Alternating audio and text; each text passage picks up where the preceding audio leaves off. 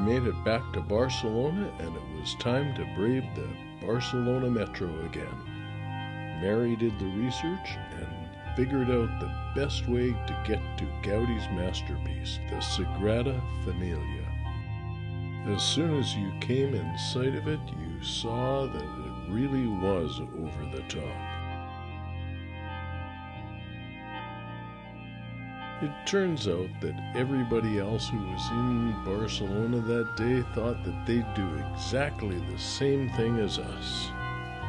It was very crowded.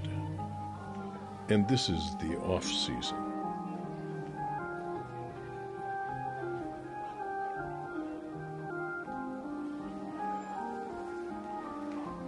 The stained glass in the cathedral was awe-inspiring.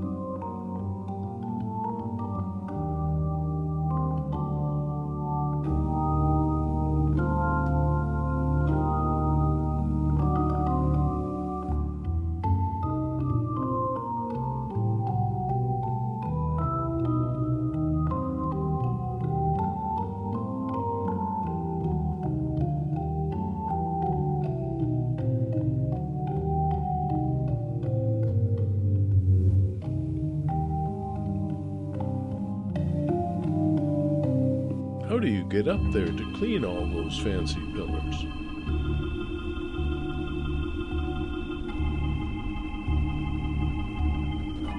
There's a stairway.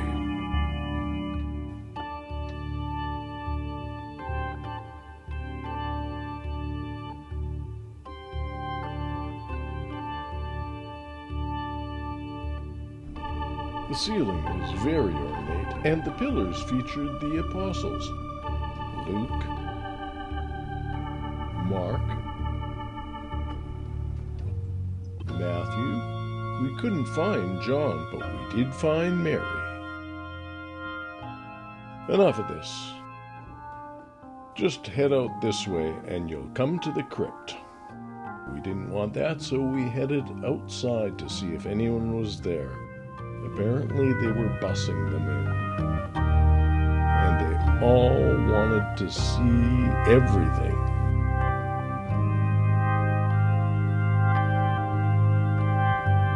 Gaudi didn't plan that the cathedral would be finished in his lifetime. He didn't quite plan on dying 6 years after starting in a tragic tram accident. With a nudge and a wink, they say it'll be finished in 2030. He was a very spiritual man, and he came up with this square that no matter how you add it up, it comes to 33. 33 is the number of years that Christ lived. I must confess, that was not a sermon. Anytime there's a crowd, the band will show up. This woman is quite amazed to see that Gaudi also included a couple of musicians. And because we once again got lost in the Barcelona transit system, we lucked upon seeing this Gaudi-designed apartment building. Next morning in our neighborhood, it was time to do the recycling. Check out the local eating options, and head over to the local market to get some food for the day. Later, we dined at this fine establishment having some tapas, some of which featured toothpicks. Then it was off to find Palais Guel. What was Mary so disgusted about? Was it the fact that there was all these McDonald's and KFC in a country known for fine cuisine? On the bus ride, we thought we'd come across the bull ring, but it was in fact the arena. After a monument or two, we thought we'd found the right stop. Is this the Gaudi site here? No, it's not.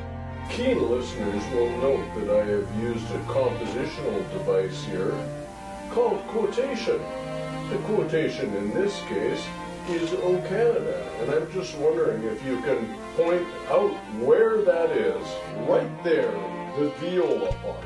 Another good place for street art is in the pedestrian tunnels en route to the Gaudi Palace. Gaudi's palace was well guarded in case anyone tried to slip in without paying the €25 admission fee.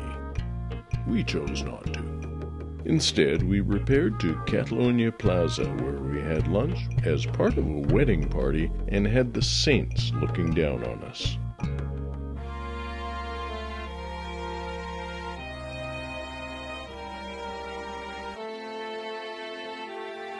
The guard at the Picasso Museum was very intent on checking us out. Ferdinand Olivier was Picasso's lover from 1904 to 1912. The museum had several works from that period. This portrait of Ferdinand shows Picasso's early experimentation with Cubism. His early notebooks show his fascination with drawing musicians. As part of his process, he deconstructed and then reconstructed the human face. He also had a brief phase of his career as a potter. Homi Sabartus was a friend of Picasso's. Picasso gifted him many of his serial prints, and as a result, the museum has the largest collection in the world of them, including the very famous one, Which is Mary?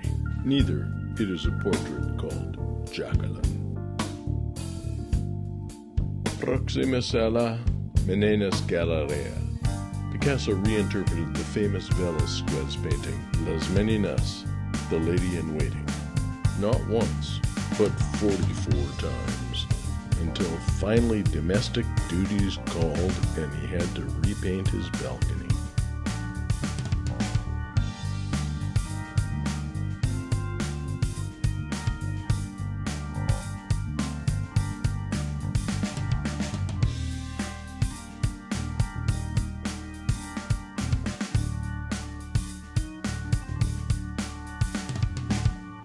In 1901, Picasso's friend, Carlos Casagemas, committed suicide.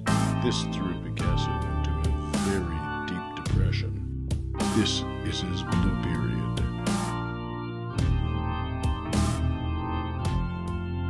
One of the rarer pictures from his blue period. In 1917, he became a set designer for Diaghilev's Russian ballet. This is his sketch for the character Blanquita Suarez. Gored Horse shows his fascination with bullfighting. The gallery concluded with a 1901 work, Still Life. It was a bookend to the first painting in the gallery. It shows a glum couple hunched over a table. It was finally time to leave. Time to brave the Barcelona subway system again. I wonder what they have in store this time.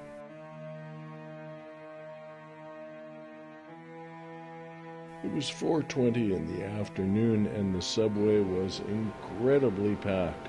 It was always incredibly packed.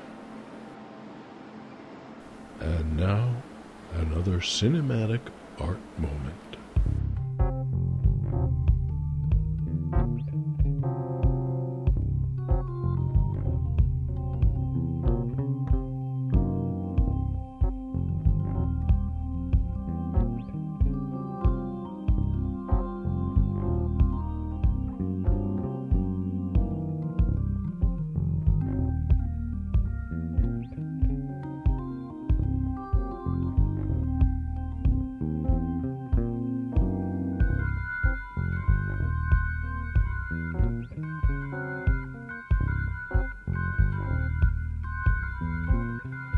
After an hour-long train ride, we arrived in El Vendrell and the village of Sant Salvador, home to the Museo Pablo Casals, the world-famous cellist and humanitarian.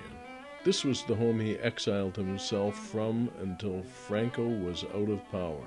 His remains were brought back to El Vendrell 6 years after his death. Franco outlived him. He first came to prominence as the interpreter of the Bach cello suites. He found the manuscript in an antiquarian music dealer in Paris. They had been lost up until that time.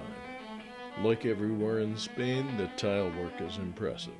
He started playing the cello at the age of 11 and soon was under the royal patronage of Queen Maria Cristina. Karsh photographed him. He met world leaders. He advanced left-hand cello technique. He had changed the role of the cello from being an orchestral instrument to being a solo instrument. He chose to live in exile from this beautiful location rather than to live under Franco's fascism. He recorded very early in the history of recording. The music room was absolutely beautiful with this wonderful Pleyel 9-foot grand, and of course, casts of his hands. He went into exile and chose to not perform in countries that supported wars or Franco's regime. He was far too famous to kill, so instead the Nazis kept him under constant surveillance in his exile in Prades, France. In 1945 he returned briefly to the stage, but was disgusted by the attitude of the Allies towards Franco's fascism. He went back into exile in Prades, France, and taught extensively. He was a huge international star, and he believed that his silence from the stage spoke of his commitment to the concept of peace. He broke that silence in 1950 to celebrate the bicentenary of the death of J.S. Bach.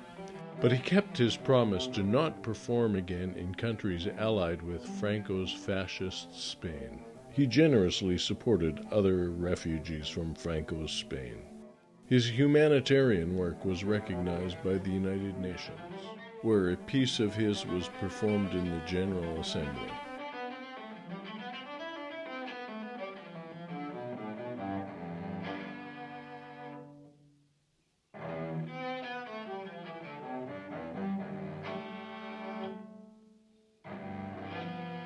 The garden was beautiful.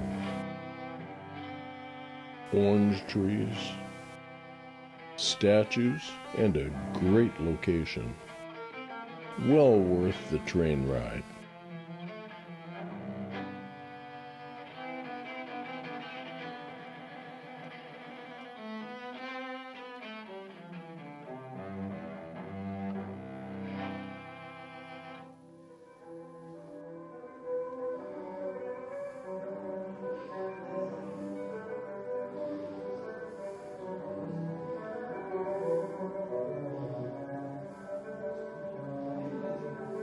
Casals spent the last part of his life in Puerto Rico, where he established a music conservatory and a festival.